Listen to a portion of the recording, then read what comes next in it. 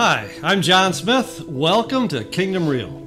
Got an exciting episode for you to watch because I have my longtime dear friend Yvonne Jamieson. So glad you're here. So glad to be here. Wow, this is going to be fun. Okay, I hope so. This is going to be fun. I guarantee. You say so. Guaranteed. All right. So, why don't we start out? Share a little bit where you grew up and what your family of origin was like. Okay. I grew up in St. Thomas in the Virgin Islands. Okay. My mom was from Puerto Rico, and my dad and his family were all pretty much from St. Thomas in that area. Every variety from French to Spanish to you name it. When I did my ancestry, I was like shocked. I had no idea. But it was interesting because then you really saw a lot of different people, a lot of different cultures, but it never occurred to me that it was anything but my family, you know, and the people around. Also, the islands has just been bought by the United States from Denmark just less than 30 years before I was born. So the culture was really interesting. My grandmother made foods from the Danes and from the islands, and so it was just a combination. I learned all different foods, different cultures, got used to things that normally, if I had just been born here in the States, I may not have had that opportunity. So it was an interesting time. I grew up as Catholic. My mom was the only one who was Catholic. But I was brought up as Catholic, but my grandfather, my paternal grandfather, all of his side of the family were Lutheran. And then my grandmother, all of her side of the family were Anglican or Episcopalian. Sure, yep. And I could go wherever, and they would take me to different churches. I went to Lutheran Vacation Bible School, and so it was really, when I think about it now, I was bored to death there, by the way. I couldn't wait to leave. Because there really wasn't a whole lot to do back at the time when I was growing up. You could go to the movie or you could go to the beach, and that was the extent of, that was it, wow. You know. And I could only go to the movie if it was the right movie, and, you know, it was like, and my grandfather had a retail, like a general store, which was for just the locals. It had everything from soap to paint to fabric to you name it. It was just one of those places. And so I grew up behind the counter and meeting people. So it was really, my growing up was a good experience. And I appreciate it more now than I did then. By a long shot. I couldn't wait to get out of there. I would count the days, the hours, because I just wanted to go someplace else. Someplace else. Wow. Yeah. So as you reflect back on it, if you had to pull out one or two memories that just stick with you, like, oh, that was a really good time, what comes to mind? Well, from my growing up years, listening to baseball games with my dad. He was a Brooklyn Dodger fan, and he and I would sit and listen on the radio to the Brooklyn Dodgers, and to this day, I love baseball. That was one of the really great memories. Let's see. Then I guess probably when I was leaving to go to school, I was really excited about that because, well, before that, one of my cousins, or my dad's cousins, lived in Detroit, and he was an electrical inspector for the city of Detroit. And so they came to visit, and they convinced me, I guess, between my sophomore and junior year, to come and stay with them for the summer in Detroit. And so I actually came up here, and he took me around to various schools and things like that. Wow. And so that was a great experience. I got to go to tennis camp. My dad always played tennis, and I would kind of dabble with it, but I really learned the game. And so when I think of things like that in those years, those were really happy times. And then after that, probably one of my happiest experiences was being baptized in the Jordan River. Oh, wow. When we went to Israel, that was, to me, awesome. And Sue was there trying to take our pictures, and it was so much fun. And I couldn't remember, I have to say this, I was laughing at Brad because it was too cold, and the water was too cold. It was like April, wasn't it? He didn't want to go in the water, and Sue was like, get in there. Yes. But it was fun. I have that picture in my office. Yeah. Sitting up on top. But yes, yeah, that was amazing, Yeah. wonderful. If I could just go back for a minute. Okay. You grew up listening to baseball on the radio. Right. Compared to watching it on TV or at the stadium. In your experience, were the announcers able to describe it in such a way you could visualize what was happening compared to watching it? Any thoughts on that? Absolutely. They were great. Back at that time, when they described the game, you saw it. Yeah. And I mean, I played a little softball, in school and that kind of thing. So I kind of knew, how the game kind of was set up that way. But yeah, no, they could explain it. And I still love to go. I won't say we. Brad, he just kind of, just helps me along, and he goes like, okay, I'll go with you. But so I still like to go to the ballpark, and I like to watch on TV.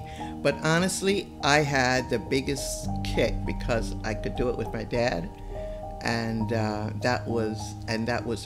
saw the game. I could tell you the entire game. Yeah. And now when people say baseball is boring, I watch the game like I'm managing it. I tell people, I said, that's the fun way to watch the game without sitting there going, okay, is he going to hit a home run now? Yeah. Whatever. Because for me, defense is awesome. I love the defenders. Some of my favorite players are the defenders. Wow. Because then I actually watch the game like I'm the manager down there. And That's cool. Yeah, so that's But you also had that father-daughter bond going on, which is really precious. Yeah. Yeah, fantastic. Yeah, I was good. Well, then on the flip side of that, those are some of the wonderful memories. Yeah. Think of a time in your life that was dark, painful, difficult. What was going on then? I think probably when that question is asked, most people will think of September 11th, because I was downtown Manhattan and I was really close by. But honestly, even though that was a dark time, it was also a time when I saw the best in people. Yes. Because once, the whole event had happened, I saw people come together. I saw them willing to share their phones, their juice, their anything. As we walked down the street, people would try to hand us things. And so it was, a lot of people think of New Yorkers as being cold and indifferent. I saw New York City at its best. So, so the two things kind of go together. So it's not the darkest time. Okay. The darkest time was when Brad fell and when Brad was ill. That to me was the darkest time, because that was almost 3 years of him being in and out of the hospital with, surgeries. And this is things. recent. And this is recent. This is going back. That happened at the end of 2017. Okay. And then really it was 2020 before he really got to the point where he was actually a little bit longer than that, he started to become a little bit more of himself. And there's a lot of it that he doesn't remember, which is probably good. Sure. Yeah. But the hardest thing for me was to go through that time, because that was when I was just concerned for him. Sure. And that was really my focus. Nothing else was important. And you almost feel helpless. Well, you're totally helpless, Yeah. because, I'm not a doctor, and so it was just a matter of trying to figure out, okay, now, what's next. Wow. So, thinking about that, as you go back, how did you respond? What was going on inside you? Well, I'll tell you that I believed I was prepared for that time. Okay, tell me more about that. I think that God prepared me for that time. My father was an epileptic, so I had seen seizures, and I knew what that was like. That was a pretty daily, almost routine for me, because he was never really under full control. I mean, he'd never gotten the right medications or whatever to be that. So when he started having seizures, I knew what they were like. It didn't panic me. I didn't like it, but it didn't panic me. Wow, that's amazing. And I also, just because of the work that I had done, and I was doing mergers and all kinds of things when I was working at Chase, it prepared me for being not afraid to ask questions, being willing to stand up and not back down when things were being looked really kind of weird.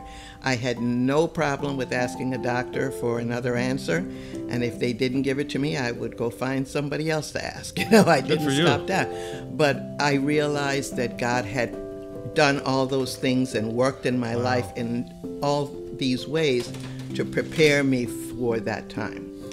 So that was, and I would drive up.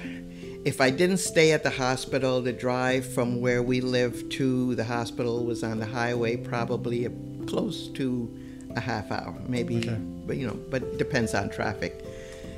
And all during that time, I would put a Christian radio was on. So I would be driving and listening. And there was one song, and I wish I had thought to go get it, but it had something to do with "Look for the Miracle." Okay. And I can't remember the exact. I should have done that and kind of been able to say it. Then you could have sung it to me. But no, you don't want that. Okay. But that song just kind of stuck. And there were other things.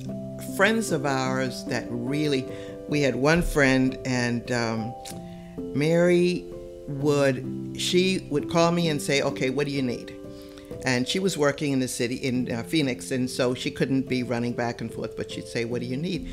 And I'd say, "Well, if I could get somebody to have lunch with him so that I could whatever, or to be here at this point." So she would make a schedule, and every day she would just call up. She would say, give me a list of people that I can call. Yeah. And she would call, and she had a list, and then she would say to me, "Okay, Monday and this time, this person will be there." And so it helped me to be able to run an errand, to go home and take a shower sometimes, anything. But I had so many friends that really just stepped in to help him eat because he couldn't use his hands at one point, to just be there to talk to him so that I could do something else. And so there were just people that God used to just enter into my life at that point.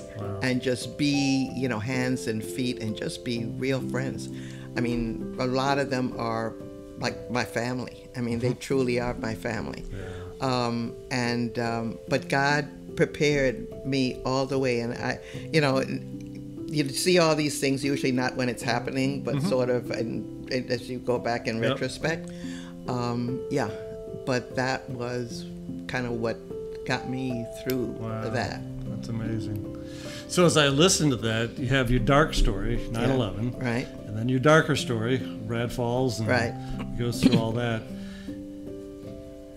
In both situations, it sounds like you were able to see the best in people. Yeah. And that is the wonderful part of it. There's just things that, like from the 9/11 portion, I can just remember there was one of the guys that we'd been friends for ages, and he's known Brad and myself and he worked on a different floor, and in the middle of all of this with us, and we didn't know what was really going on because it was really hard to get a good picture. And I was in the office, and he came down and he walked in my office and he said, "Would you pray with me?" He says, "Because I don't know what to say." And so I just held him and the two of us, and I prayed out loud. That every year from that point forward, he contacts me on that day and says, "I remember." Wow. And this way, because it gave that extra, said he knew that he needed to pray. He knew he needed to do something. He just couldn't get the words out of his mouth. And God just gave me the words to come out of my mouth that day. So there's all these little things, but yes, I saw the best in people in both situations.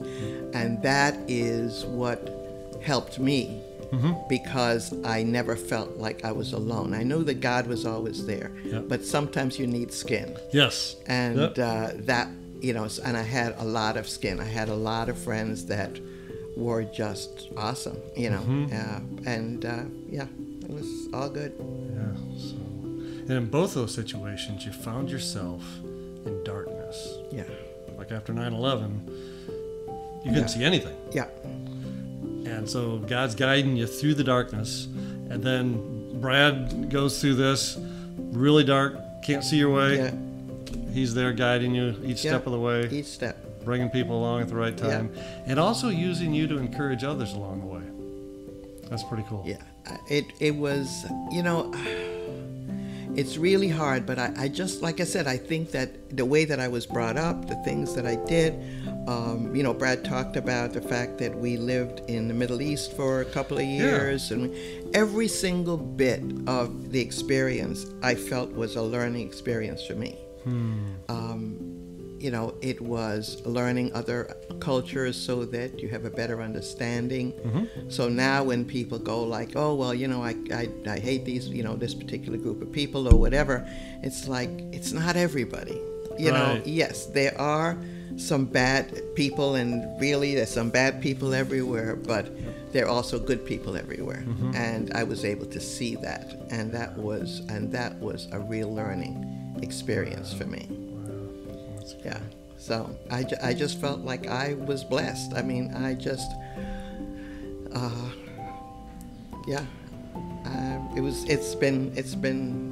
it's been interesting life for me. That's fantastic.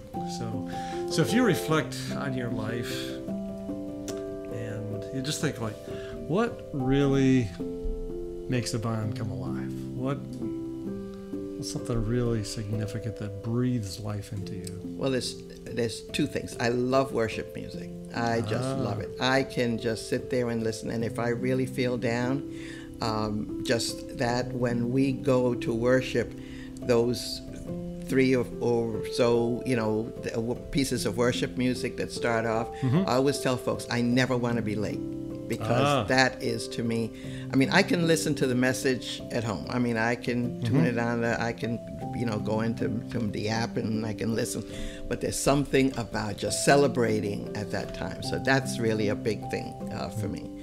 I love to be with friends. I love to be able to entertain. I hadn't done that for years. When I was working, I had no time. I was, so commuting. How early did you start? Huh? How early did you start? With when what? you were working? When I was working, I got up at 4 o'clock. I had a 5:09 train out of Brentwood, New York, where we lived, and so that was my start. And then the day would end. Sometimes I wouldn't be home until 10 o'clock at night, thereabouts. So I didn't really have time. I had Sundays. There were times when, because of the things that I did at church, there were days when I got off the train and just stepped on it and just flew, out to the church for a meeting. It's like, okay, I'm there, so, and you were committed. Yeah. Well, it was a great time too, because I felt that God was using me also in a different way. He was. Yeah. Well, that's great. So, that's breathing life into you and into others. And so as you think about your life, if you were to try to tell somebody this is maybe your purpose, your calling, your mission in life, any thought on that? One of the things that I do every morning, and it really was sort of more accentuated when Brad got sick, because I just really felt the need to do that. But every morning, the first thing I do when I get up, I grab my cup of coffee and I do some devotions. And I take that time to pray and to speak to the Holy Spirit. That's where, if something, that's really an important thing for me. Because, and I think I've said this to you, my problem is that I talk too much and I don't listen enough, Okay. So I have to kind of force myself to shut up and say, okay, now listen to what the Spirit has to say back to you.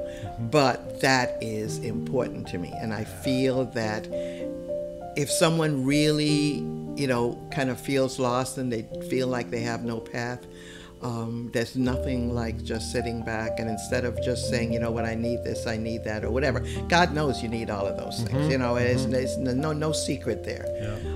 The thing is to just ask the Holy Spirit to speak to you and to lead you and to tell you where you need to go or what you need to do. Or sometimes it's just a matter, sometimes the Spirit is silent and just like, okay, and sometimes it's because he knows my brain is racing around in a circle. But to me, that is, if I have anything that anyone can do, I say just allow the Spirit to speak to you. That's awesome. He's given me a sense of discernment, and we've talked about that. Some of the things that I can feel, I just know. And people will say to me, well, how do you know that? I said, I can't tell you that, but I'm telling you that I just know this, you know. Right. And that's all the Spirit. It's not me. It has nothing to do with me other than just listening. Yeah, good. Well, as we wrap up our time, why don't you close with a message of hope to anybody who might be listening from any part of the world today? What would you say to somebody that might give them some hope? I think probably don't give up. I will sometimes, and I've had times where I see a lot of things happening around me, and I see Satan kind of poking, you know, his head into a lot of stuff that's happening to people and to the world and to this country, and I tend to get overly concerned about it. And the thing that I need to always keep in mind is that God is in control, and that He is the one that's going to find the way through this. And it's not for us. It's not for us to do, because He loves us. That's all there is, and He is going to take care of it. And you know, my thing is like, I wish you'd hurry up, and I wish you'd tell me what you plan to do, because then this way I wouldn't have to worry about it. But He doesn't, and He shouldn't. But if you just have hope and you have faith to know that God is in control, and that if you just listen to the Spirit, that you will be led to where you need to be, and that's what I believe. That's great. Can I ask you the flip side of that? Okay. Have you ever had a situation where you were just putting your hope in God? You're trusting the whole thing. You believe it's going to turn out, and it didn't. I really haven't had a lot of those experiences. Okay. I honestly, not really anything super important. What would you say to somebody that's their story? Oh, You know, I figured all this oh, out. yeah. I did the Oh, thing. yeah. I was in church every week. Yeah. I read, I prayed, something like that. And I was hoping for this and hoping for this, and it didn't work out. Well, I had a big gap of time where that was the case. My dad was ill. He ended up going into a mental hospital and was through a number of years of that. And I tried everything I could to be able to get them to allow him to come to the States and be able to to get treatment or whatever. And, you know, his sister and everybody, you know, they were like, well, no, he's got to be here, and and I got to the point where for years I just gave up. And that was not the right thing to do, but I just gave up because I thought, you know, nothing's going to happen. And I prayed about it, and nothing is going to happen. But in the end of that, somewhere, and what I would say to folks is yes, there are things that will happen that you don't want to happen. Somebody will die that you've been praying to stay alive, or something like that, because those things do happen. Yeah. But you know what? I had given up, and then I'll never forget, I'm sitting in church one night at New Life, and Gene Pohl did a message, and it was on Ephesians, and I don't quite remember it, but it was the prayer of the Ephesians, and that he will do more than you could ever hope or imagine. Far beyond anything you can hope and imagine. Yeah. And I sat there and I says, God, you know, I've had years of praying for something to happen. Hasn't happened, but you know what? I'm just going to put it in your hands. Within days, I can't tell you days, I got a call that allowed that my father could come to the United States and and he spent his last 7 years there. You know, being in better condition, getting better treatment, and all of that. So don't ever, you know, even if something that happens, and he finally did pass away, you know, but even if you get to the point where you're saying, you know, it didn't happen, you know, something happened to my child or my spouse or whatever, the bottom line is something good always ends up coming from it. Whether it be in your character, whether it be in your prayer life, whether it be in maybe somebody else in your family. But I honestly believe that we never, ever have nothing coming out of it. That's good. So has anybody ever called you a dreamer? No. No, I am about as realist as you can get. Okay. So Okay, the dreamer part, nah. that's not you. It's not me. It's not me. Has anybody called you goal-oriented? Yeah, I have had that. I have been called that. Okay. So at this point, you're in your golden years. Yep. Do you have any goals yet that you haven't achieved that you're like, boy, that's something I'm still going to be working toward? The only thing is, I know that I'm at the point of my life that even though I think, I've read the Bible a number of times and all of that, I still don't think that I kind of know enough, sometimes accept enough, quickly enough. Okay. And I just want to have that God will continue to increase my faith so that I don't, do what I did with my dad and just say, it's never going to happen and kind of throw it off, because I know that it can, and I know it will. It may not be exactly the way I want it to turn out. Yep. But I know that somewhere along the line, God's going to do something good from it. That's cool. So if your pastor happened to watch this podcast, this episode, what would you like to say to your pastor right now? Oh boy. I absolutely love the church that we are at now. We're at Sun Valley Community Church. And I just believe that their mission and what they're doing is truly biblical, and it just responds to the Bible, and they are following the Spirit to do the best that they can do.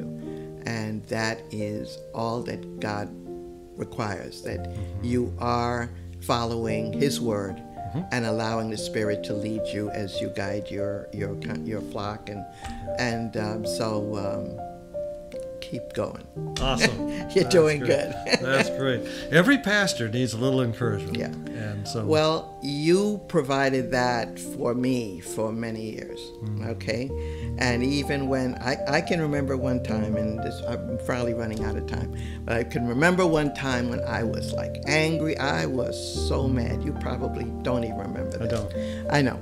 And I walked into your office. I wasn't mad at you. Okay. I was mad at some stuff that was going on, and it was something personal. And I walked into your office and I just said, I am so angry at God. I'll never forget that. And you just looked at me and you laughed and you said, and you think He doesn't know it? And He can handle it, and you listen to what I have to say.